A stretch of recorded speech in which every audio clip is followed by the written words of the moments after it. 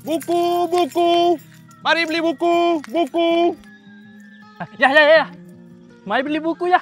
Beli buku ya. Adik nak buku apa lagi? Kat rumah kan dah banyak buku.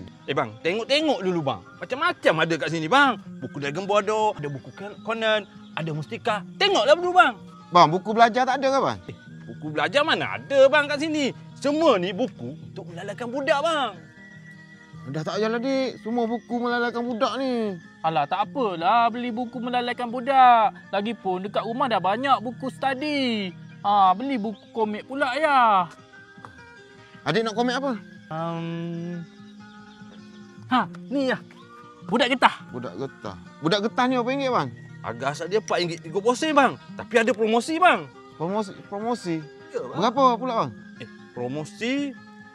Cincau lah bang. RM4.30 bang.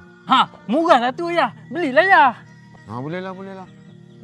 Bang, tu mayang karing ya bang? Ini? Ini memang banyak karing ni bang. Abang boleh cam Oh, ya. Berapa ringgit buku ni bang? Oh, yang ni mahal sikit bang.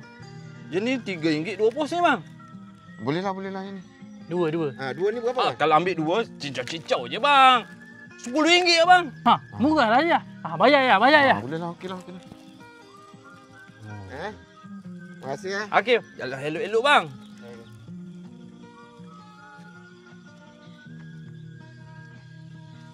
Kau ni. Hari-hari datang membaca, belinya tidak. Baca ni buku aku tu. Kedekut lah. Buku aku ni. Awak tegur sikit, marah. Budak.